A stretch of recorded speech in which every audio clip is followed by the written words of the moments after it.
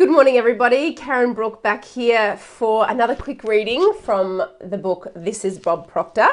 We're just going to keep going through it today and choose the next chapter, which is actually called Action, the Devil's Most Prized Possession. So let's begin. The personal association I had with Earl Nightingale was a great education, but I could never estimate the effect his recorded messages have had on my life. One of those messages was titled, "That's Good." I listened to it so often I could almost repeat it verbatim. On that record, he shared a fable about the devil having a sale that is most interesting. Like most fables, it has a moral well worth talking about. The story goes that Satan was having a sale of his wares. There on display and offered for sale were the rapier of jealousy, the dagger of fear, and the strangling noose of hatred, each with its own price tag. But standing alone on a purple pedestal was a worn and battered wedge. This was the devil's most prized possession, for with it alone he could stay in business. It was not for sale, it was the wedge of discouragement. Why do you suppose the devil valued so highly and actually would not sell the worn and battered wedge of discouragement? Makes you think, doesn't it? He prized discouragement because its enfeebling, demoralizing effect. Hatred, fear, or jealousy may lead an immature person to act unwisely, to fight or to run, but at least they act. Discouragement, on the other hand, hurts the person more than any of these. It causes the person to sit down, pity themselves, and do nothing. Now, this doesn't have to happen. Unfortunately, it all too frequently does. Not only we realize that discouragement is often a form of self-pity, do we begin to take stock of ourselves and our predicament and decide to act. To do something that will take us out of this unpleasant situation. The answer to discouragement, then, is intelligent action. Get rid of discouragement before it gets rid of you. The devil might not survive without this priceless wedge, but you can. How amazing is that story? If you're here watching, let me know with a love heart or hashtag replay if you're catching the recording. So there's a couple of extra quotes that go with this chapter that I'll just run through now, and then we'll have a brief chat about what he's talking about there. So this is a quote by John F. Kennedy. "There are risks and costs to action, but there are far less than the long-range risks of comfortable inaction."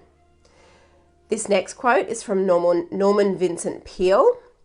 "Action is a great restorer and builder of confidence. Inaction is not only the result, but the cause of fear.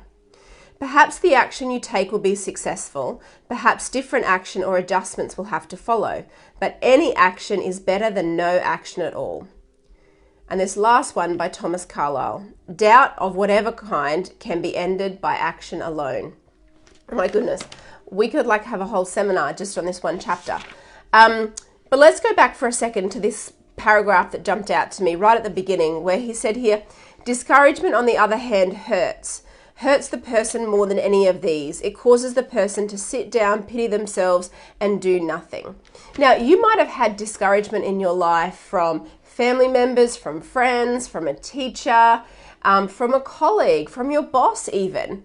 You may have even discouraged yourself from taking action, from going after what you want, because you doubt, you worry. So what is it that you want to take action on? Let's do a countdown. I want you to think of the thing that you'd love to do. I want you to think of the action step that you've been thinking you want to take. And let's do a countdown from 10. And by the time we get to 1, I want you to have made a committed decision that you're going to act on that. How about we do that now together? 10, 9, 8, 7, 6, 5, 4, 3, 2, 1, go. That's it. Just go for the thing that you want. Take action. Action erodes fear. It erodes doubt. It'll certainly overcome discouragement. and it'll really put you on the path to freedom where you are mastering your own mind, where you're not letting that old conditioning, the paradigm, win. You're really taking control and creating the results that you really want. So that's the little chapter today on action, the devil's most prized possession. I really hope that you enjoyed that. And hey, actually, one more thing. Bob spoke about Earl Nightingale here, and I have a great coaching program that is open for enrollments now that really takes a look at some of Earl Nightingale's amazing work with Bob Proctor's leadership in taking you through that program. It's a 4-month program, and we're going to start it in about a week or so, and it runs for 4 months until the end of June. Leave a comment on this video if you'd like some more information on that, or send me a message and we'll get you the link to have a look at this amazing coaching program that you may be interested in joining.